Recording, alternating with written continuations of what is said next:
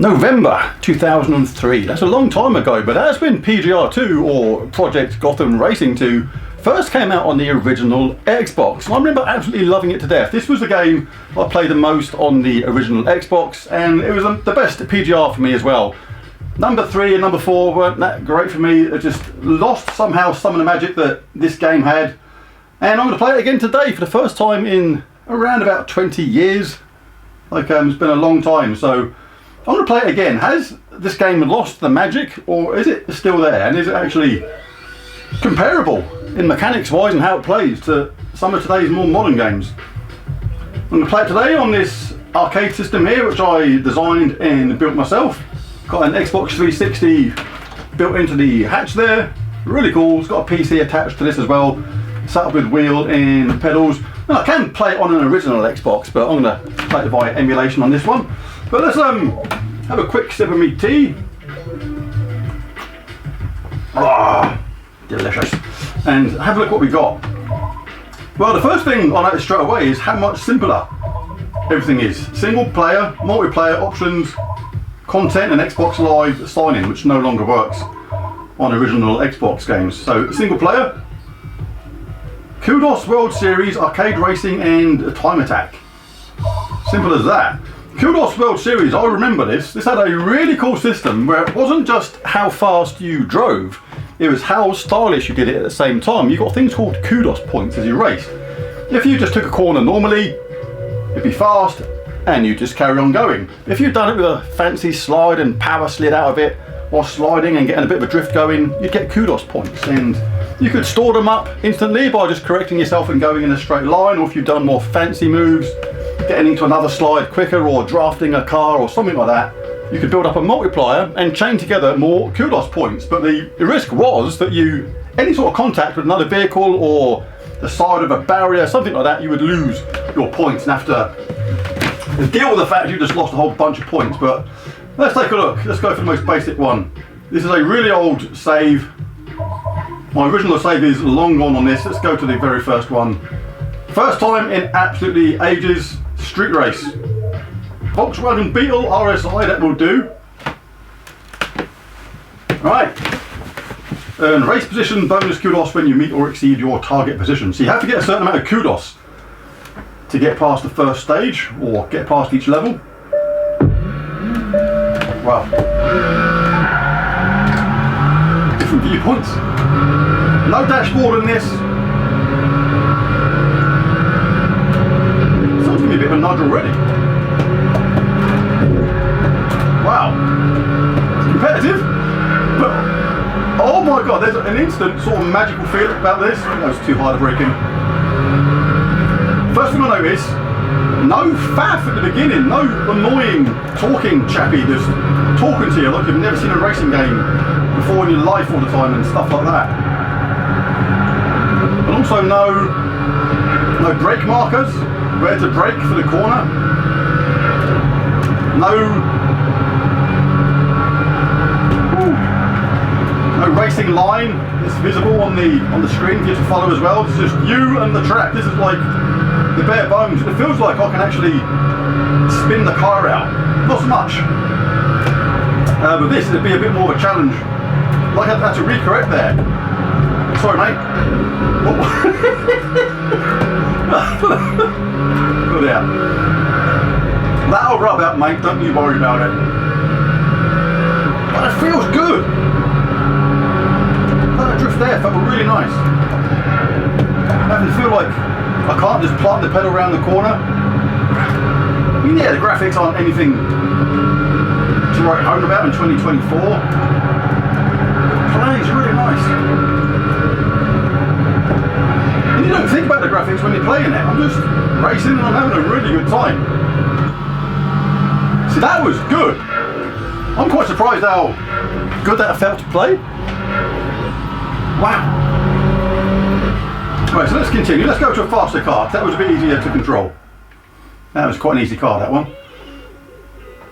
What we got? 1-on-1. Does it say what car it is? Cone Challenge. Sydney. Doors, Point and Loop. Still the Volkswagen Beetle. I want to try a faster car. How do we do that? I think we're going to have to go to arcade racing, street racing.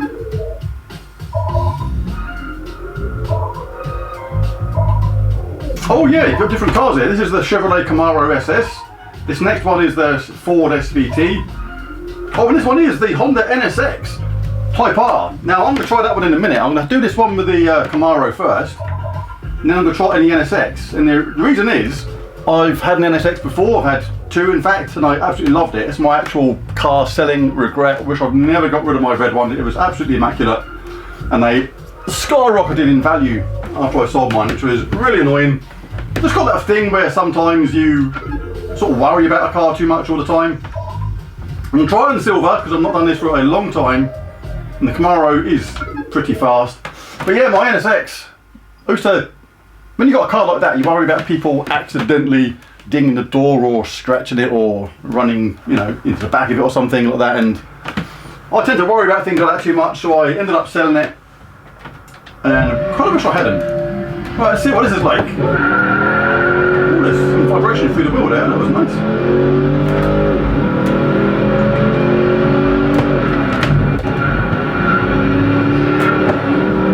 See, this already feels like I could spin this car out quite easily. Nearly lost it, but then twice. Yeah, wow. Feels like there's no driver aids on this. Feels like it's you and the car. No braking zones. Wow, aggressive AI.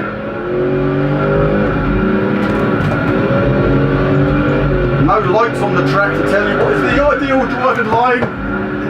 Give it too much welly going out of a corner, you can definitely spin it round. That's what makes this game so satisfying to play. So when you put it all together, it's going to take me a couple of laps to adjust to this again, because it wasn't a hard game, it was just right. Look at that, even the AI messes up going around corners, things like that. You don't see that very much on games these days. I'm having to feather the accelerator going around some corners, and you can't just plant it going around the corner, you've got to be careful with it. So I can feel I can hear the back wheel slipping out. The sound is really good too. I'm really pleased with how good this game is still. Over 20 years later. This is original Xbox. Past him he goes. We're still in second place though. Someone's way out in front. Got to get my act together if I'm going to get first. After this I'm going to go in the NSX because I'm all over the place in this Camaro.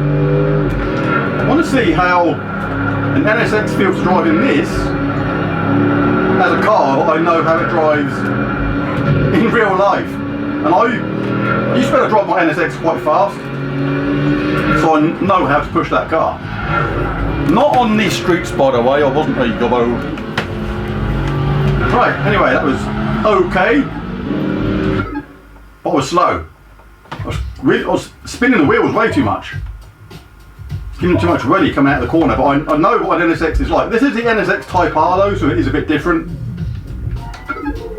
The Type R is the racing sort of equivalent of the whatever car it's on. You can get like Integra Type Rs as well and things like that. So this is going to be a faster version of the car that I had in real life. But the point is, I know how this car felt. I know how it drove. I knew how to push it through corners and stuff like that. Oh, still a lovely looking car. I miss my NSX.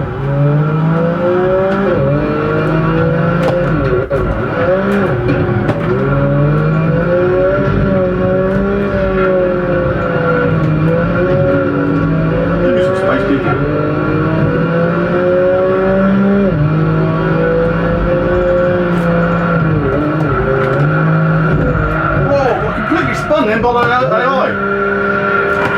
See, that's the sort of thing you have to put up with in this game. Like, some of the younger generation may have a complete hissy fit at that sort of thing in this sort of game these days and tear their hair out and demand a refund. 20 years ago, this was part and parcel of the game. Deal with it. Chances are I'll put myself in a position where that could have happened. find something better to avoid it. I feel like there's too much nannying and hand-holding in games these days. Yeah, I'm getting the hang of this NSX again. Feels like I'm coming home, and it feels pretty good to drive compared to a real one. Starting to get used to the corners a little bit. It's been a long time since me and PGR 2 held hands. I thought I was going to go down that bit then, and then realised I wasn't. So again, it's not going to be anything special time. That's the thing that was so good about this game. Oi! Wow, brutal gameplay. But that's because I'm not actually looking at the AI, I'm not taking into any consideration where they are. And now I'm playing this again. That was one of the things you had to do when playing this. You had to be aware of your surroundings and what car was by your side. Are they faster than you? If they overtake you, they're likely to give you a bit of a shunt. That was nice. That'll rub out, don't worry about that. No, this is not how I drive my NSX. I drive a bit fast in a straight line and around a few safe corners, if you know what I mean. Quite fast.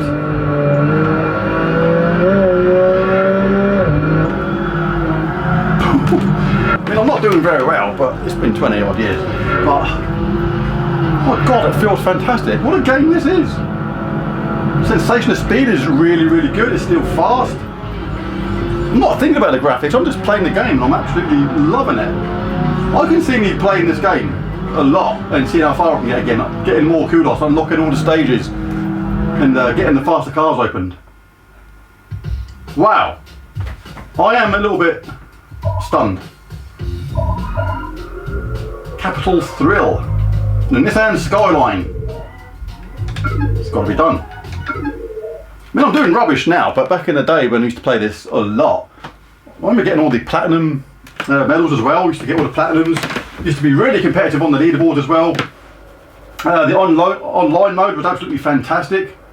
So funny because the kudos, you can race for position in this, try and win the race and things like that.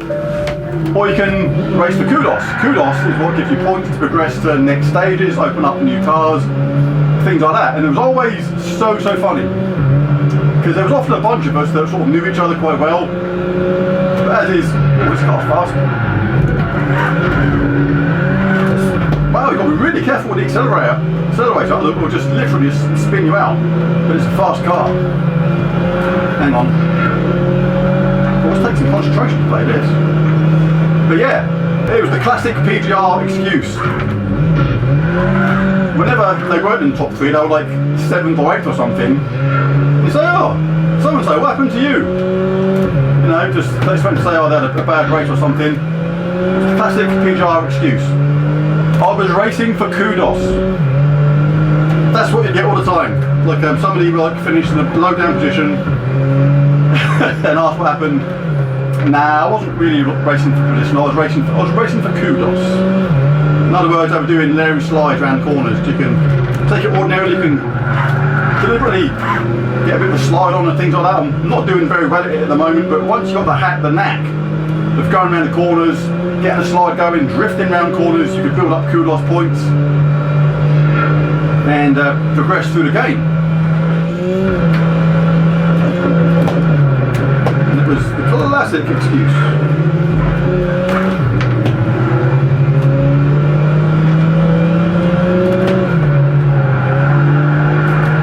Okay, if you handbraked it like that, you get a bit of a... Now, I didn't do very well at that, so I scrubbed off too much speed. I banked 191 kudos there. And that can give you more points at the end, get more points for a clean section. It's a race, it's a game within each race. That was way too late braking. I mean, yeah, I know with games like Gran Turismo 7 and things like that, you can turn off things like the braking zone indicators and the, what do you call it, the racing line and things like that. But the temptation for so many people is to use it. because they can. It just makes it easier. It's automatic these days to want to make things easier in games. That option isn't even there in the first place. And for that I absolutely love it, because when you've done well on the leaderboard in this, you knew it because it was you and the car and the track against the person. It wasn't anything to do with other fancy things either, like who had the best setup. It's like that's another thing. Like you play games like Gran Turismo. I'm not knocking Gran Turismo because I love it. I've got it on my PS5 and I absolutely love it. But a lot of leaderboard positions like that are based on the best setup and things like that. Obviously it's the skill of the driver is massive at the same time, but when you're talking about those tiny fractions or those upper places in the leaderboard and things like that, it is the setup which is really, really important to make things all tick together and come together in one lovely leaderboard crushing time. I'm just crushing my car at the moment. So I'm nowhere near. Like I'm 6th out of 6th. I'm doing shocking.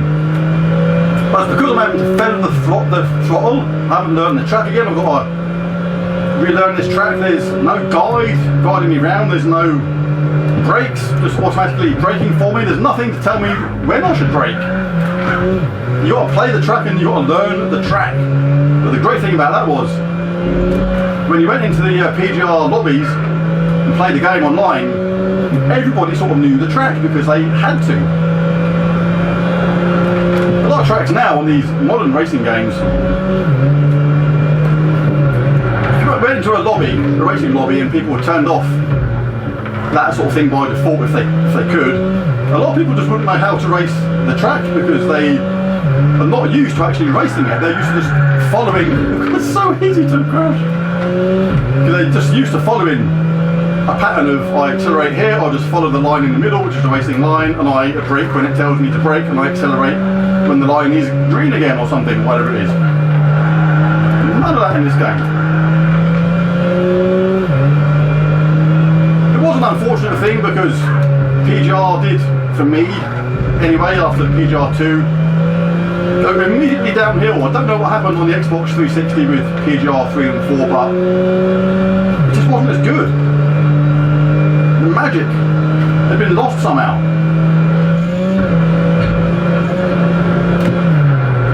But I'm really enjoying playing this again, even though my car is not enjoying it quite so much. Anyway, I'm going to make this the last race on this. Bag a few more kudos points as I go around. Oh yeah, the cone challenges. I'm going to do a cone challenge in a minute. They were fantastic on this. Just remember as well that the cone challenge on this is different to as it is in something like Gran Turismo. On the cone challenge, there it is. You have to go between all the cones as quickly as possible without knocking any over. And you've got to try and do it with style as well, and that's what's the tricky part. Right, this is going to be tricky because I haven't done this for a very long time. You have 2 seconds between kudos moves to keep the combo bonus rolling. So you can either try and keep the combo going on purpose to accumulate more points, or you can bottle it. So, I just want to bank the points and just go easy for a couple of seconds and bank the points and carry on. Welcome to Sydney. Right, so here we go. So unlike Gran Turismo, we have to knock the cones over. On this, you have to go between them as quick as you can. The graphics are a little bit murky, as we said. I can't quite tell where the next one is. Oh, I'll hit that cone. Lost my kudos bonus. The car sounds are really nice on this as well. Really good. You can really hear the difference between every single car. But what I can't get over is how beautifully... Oh, I messed that one up, the tree.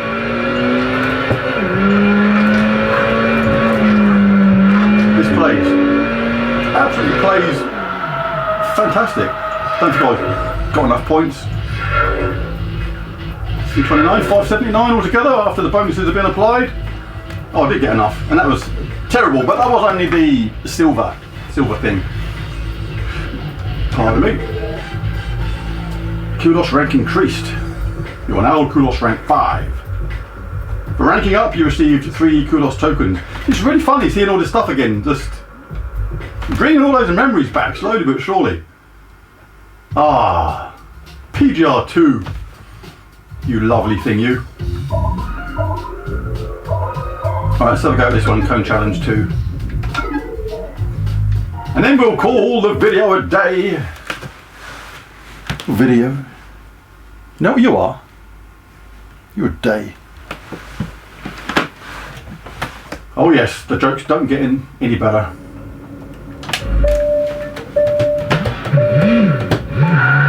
These are really addictive as well on the leaderboards against your friends, trying to see what the best. So you've got to try and go quick enough to keep the combo going. You can throw in a drift or two to keep the combo active. So I'm getting the feel of this car already. This is already feeling much more control compared to the Cone Challenge I did a second ago, but using the same car. Control drift around there, that was nice.